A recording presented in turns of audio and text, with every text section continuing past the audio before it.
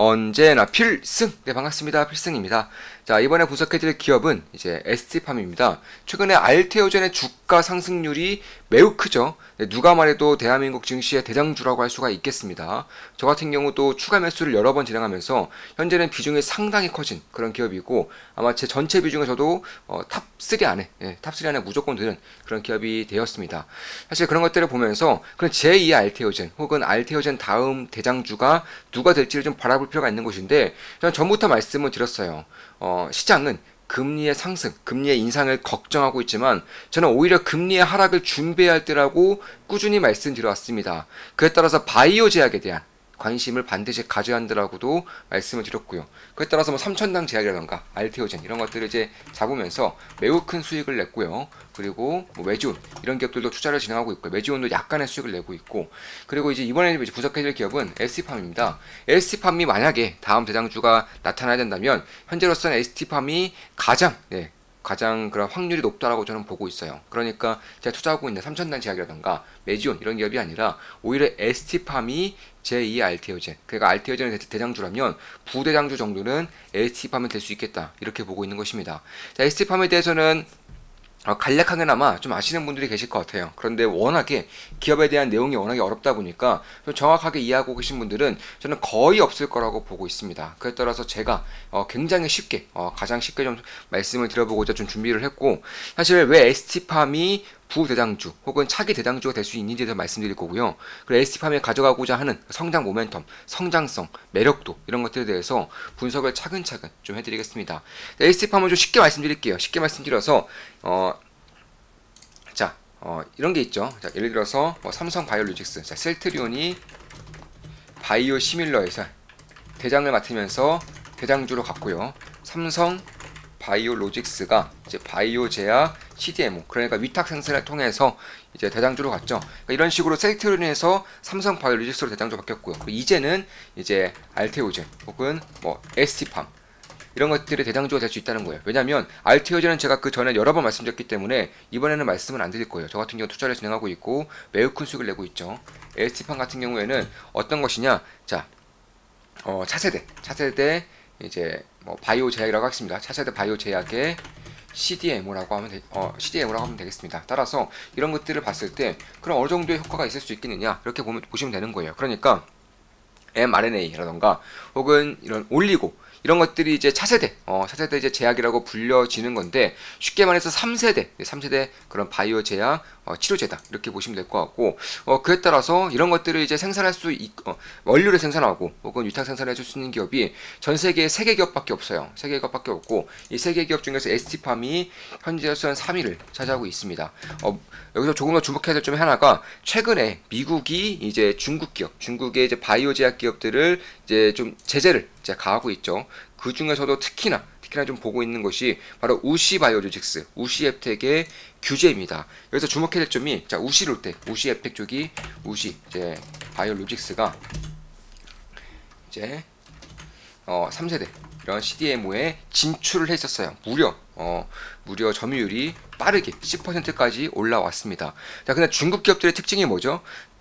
처음에 기술 개발이 어려울 뿐이지, 기술 개발이 늦어질 뿐이지, 일단 기술 개발하고 상용화까지 하게 된다면 그런 제조 기술로 인해서 혹은 정부의 무제한적인 지원으로 인해서 점유율을 상당히 빠르게 뺏어옵니다.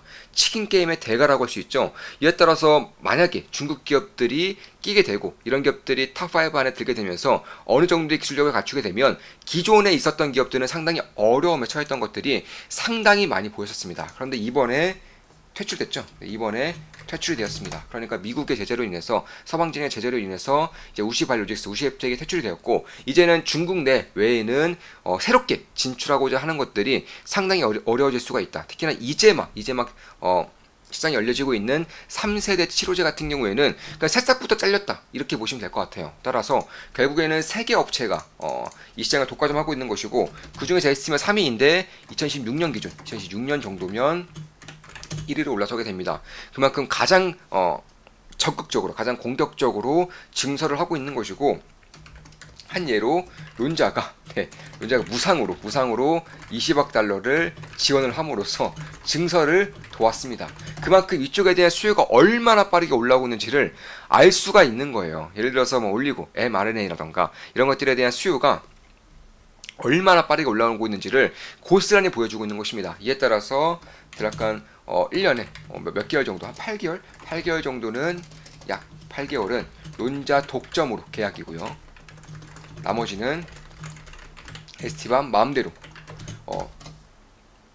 활용하면 된다. 이런 식의 좀 계약 조건이 붙은 것으로 저는 알고 있는데, 그런 것들을 봤을 때에도 이쪽에 대한 수요가 굉장히 빠르게 오고 있기 때문에 그런 것이고, 그도 그럴 것이, 일단 현재로서는 3세대 항체, 3세대에 대한 그런 치료제가 아직까지는 나온 게 별로 없어요. 물론 최근에 ST팜의 파트너이죠. 제론이 이제 임상에 성공을 했습니다. 임상에 성공했는데 이게 mRNA 쪽에서 이제 성공을 했고, 라이텔로라고, 이제 원료 이름이 라이텔로입니다. RNA 시장에서 이제 고형암, 그러니까 항암제 쪽에서 처음으로, 세계 최초로 RNA 쪽에서 3세대 항체로서의 역할을 할 수 있는 치료제가 이번에 통과가 된 거예요. 당연히 파트너는 ST팜이고요. 그래서 ST팜 제론이 이렇게 20%가량 오르고 있고요. 그리고 ST팜도 오늘 15%가량 오르면서 이쪽에 대한 수요 정도가 얼마나 클 수 있을지를 벌써부터 보여주고 있는 것이 아닌가, 이렇게 보고 있습니다. 실제로 그도 그럴 것이, 일단 RNA 파이프라인이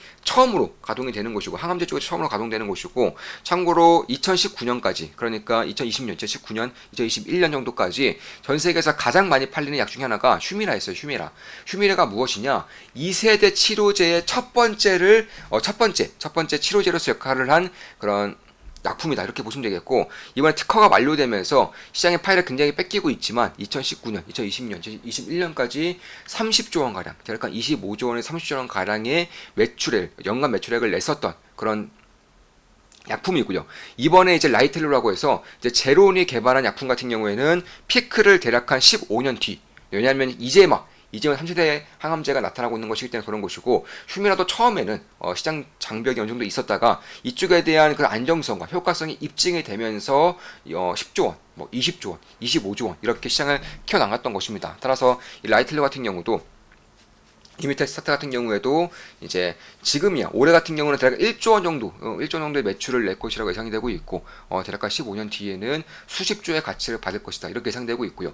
특히 다른 이제 렉비오라고 해서 엘레나하고 그리고 노바티스가 이제 고지혈증, 이제 mRNA 쪽에서 3세대 치료제 쪽에서 고지혈증 치료제를 발표를 했어요. 이것도 역시나 올해 1조 원 정도의 매출을 기대하고 있고요. 그리고 이것도 한 15년 뒤쯤에는 약간 40조 이상의 매출을 기대하고 있습니다. 그만큼 2세대 쪽까지 왔었던 치료제가 3세대로 바뀌면서, 2세대에서 3세대로 바뀌면서, 2세대 치료제에서 이제 3세대로 바뀌면서 시장 규모가 퀀텀 점프를 하게 되는 시작점, 극초기에 우리는 이제 서 있다, 이렇게 보시면 될 것 같고, 이 3세대 치료제의 그런 위탁 생산이라든가 원료단가 위탁 생산을 할 수 있는 기업이 전 세계 3개 기업, 그리고 2년 내에 글로벌 1위는 ST팜이 차지할 가능성이 이제는 가시적으로 보이고 있다. 참고로 나머지 2개 기업은 시가총액이 대략 50조 정도, 그리고 나머지 하나가 20조 정도 됩니다. 그런데 현재 ST팜의 시가총액은 대략 1조 8천억, 물론 50조짜리 그리고 20몇 조짜리의 그런 1등, 2등, 현재 기준 1등, 2등 기업들은 이 3세대 항체만 하고 있는 게 아니에요. 다른 것들도 같이 하고 있기 때문에 시가총액이 상당히 많이 벌어져 있지만, 만약에 ST팜이 3세대 항체에서 CDMO를 하는 그런 기업 중에 전 세계 1위 기업이 된다면 이 정도의 시가총액은 사실 말이 안 되는 수준이다. 왜냐면 삼성 바이오로직스 같은 경우는 5차 정도 됩니다. 그런데 이 기업 같은 경우도 이제 2세대 항체 위탁 생산을 하게 되면서 시가총액이 뻥튀기가 되었어요. 지금 보시면 이런 식으로 시가총액 12만원대에서 이렇게 한 번 정도가 뻥튀기가 됐었고요. 뻥튀기가 됐었는데, 이 당시에 그 영업이라던가 단기 수익 보면 일단 적자를 봤었죠. 적자를 보다가 흑자전을 하면서 이렇게 올라오고 있는 것인데, 지금 정도면 2세대 항체를 해서 CDMO를 주로 하고 있고, CDMO 기업들의 증설이 워낙에 가파르게 이루어지고 있다 보니까 공급에 대한 그런 우려감을 서서히 끼고 있기 때문에 이제는 PER 10 정도로 내려오지 않았을까, 이렇게 생각할 수도 있겠지만, 여전히 PR이 높은 것은 사실이에요. 지금 보시면 PR이 여전히 올해 기준으로도 57 정도, 작년 기준 63 정도 됩니다. 그리고 그 전에 실적이 이제 막 시키기 시작했었던 2세대 항체가 처음으로 올라왔었던 이쪽을 보면은 지금 보시면 1년 만에 1년 만에 이렇게 퀀텀 점프가 되는 것을 알 수 있죠. 그런 와중에서 PR이 141에서 227 그리고 152까지 이렇게 다시금 내려오게 된다. 이렇게 보시면 되겠습니다. 그렇기 때문에 자, 세대가 바뀐다는 것, 그러니까 기술력의 퀀텀 점프가 발생한다는 것은 이 정도의 그런 버블이면 버블이고, 혹은 대장이면 대장이고, 혹은 굉장히 좀 뭐랄까요, 증시 시장에 관심을 한 몸에 받는 그런 기업들이 탄생하게 된다는 것이고, 이제는 3세대 쪽 3세대 항체가 이제 시장이 열리고 있기 때문에 지금 보시면 실적이 역시나 기하급수적으로 올라오는 것은 맞아요. 물론 이것은 상당히 보수적으로 책정되어 있는 것이고, 이걸 올리고만 책정이 되는 거예요. 현재는. 왜냐하면 그 전까지 성공했었던 mRNA가 없었기 때문에 그런 것이고, 이제 mRNA까지 오게 되면서 이쪽까지 오게 돼. 참 mRNA가 쉽게 말해서 이 RNA 백신이라고 해서 코로나 때 이제 모더나, 화이자 이런 기업들이 했었던 게 이제 RNA죠. RNA라고 해서 이제 몸에 이제 특정한, 그러니까 그 해당 질병과 비슷한 단백질에 대한 그런 시스템을 넣음으로써 그 시스템의 대비를 미리부터 하게 되는 그런 시스템이라고 보시면 되겠고, 이런 것들에 대한 수요라던가 이런 실적이 찍히게 된다면 사실 이것보다는 훨씬 더 높은 실적이, 많은 실적이 찍힐 가능성이 높아요. 다만 그렇다고 할지언정, 이 정도의 실적이 찍힌다고 할지언정, 이제는 3세대 항체, 3세대 치료제 시장이 열리고 있고, 그 중에서 1등 기업을 먹을 수 있는, 1등을 먹을 수 있는 기업의 시가총액이 1.8조 원 정도. 그런데 그럼에도 불구하고 당기순이익 기준으로 500억 정도, 영업이익은 약간 800억 정도가 나오게 된다면, 그런 것을 봤을 때 POR 기준으로도 대략 30 정도, 현재 30 정도도 나타나고 있고요. 그런데 삼성바이오로직스, 셀트리온이 이제 2세대 항체 혹은 바이오 시밀러 시장을 이제 열리게 되면서, 그쪽에서 핵심적 역할을 하게 되면서 PR이 150, 200 이런 것까지 올라오게 됐던 것을 봤을 때에도 여전히 밸류에이션 매력도가 없다, 현재는 고평가다, 이렇게 볼 정도는 저는 아니라고 보고 있는 겁니다. 그래서 그런 것들을 봤을 때 특히 이제 다른 쪽으로의, 그러니까 지금까지는 렉비오에 대한 그런 실적만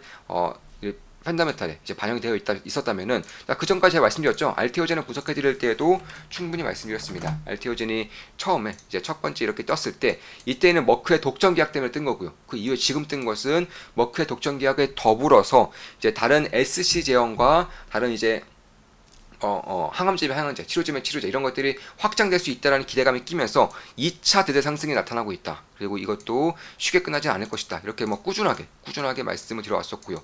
마찬가지입니다. 마찬가지로 자, 그 전까지는 이제 나타났었던 그런 계약을 했었던 것들 중에서 주된 것들이 렉비오 정도밖에 없었어요. 그러니까 3세대 이제 고지혈증, 그러니까 지금 정도는 1조 정도의 매출을, 연간 매출을 기대할 수 있고, 그리고 15년 정도 뒤에는 40조 이상의 매출을 기대할 수 있는 이 ST 렉비오와 이제 계약을 체결되면서, 그때까지는 1차적인 상승, 그러니까 3세대 시장이 이제 열렸다, 그중에서 렉비오를 가져왔다, 이런 식의 실적에 대한 기대감으로 올랐던 거라면은, 이제 지금부터 오르는 것은 3세대 시장이 본격적으로 열렸고, 렉비오뿐만 아니라 이제 뭐 항암제라던가 이쪽에 대한 시장도 본격적으로 열리게 되면서, 실제로 ST팜과 이제 협약을 맺었던 제론의 이미탈 스타트 같은 경우도, 그러니까 RNA 시장의 첫 번째 항암제 같은 경우도 같이 붙었기 때문에 이쪽에 대한 확장성에 대한 기대가 지금 막 끼고 있다, 이렇게 보시면 될 것 같습니다. 그래서 사실 좀 깊게 가면 깊게 갈수록 쉽게 이해되는 부분은 아니에요. 왜냐하면 3세대 항체이기 때문에 이제 막 시장이 시작되는, 그런 바이오잭이 안 그래도 어려운데 그 어려운 와중에서 이제 막 시작되는 시장에서 독점적인 역할을 하고자 하는 그런 기업이다 보니까 이해하는 게 쉽지 않지만 최대한 쉽게 제가 말씀을 드리고 있는 거예요.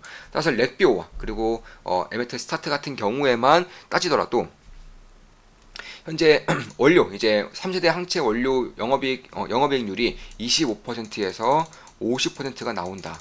그리고 제가 3년 뒤쯤부터 본격적인 실적이 찍힐 것이라고 기대가 되고 있는데, 가장 보수적으로 이제 영업이익률을 대략 한 25% 정도로 감안하더라도 여기서 1,000억 원 이상, 이제 3년 뒤면은 1,000억 원 이상이 찍히게 된다는, 그럼 굉장히 보수봤을 때도 이 정도의 그런 실적이 나타나는 것을 봤을 때에도, 제가 봤을 때는 현재 시가총액인 1.8조 원, 3년 뒤에는 1,000억 원 이상의 영업이익과 당기순이익이 찍힌다.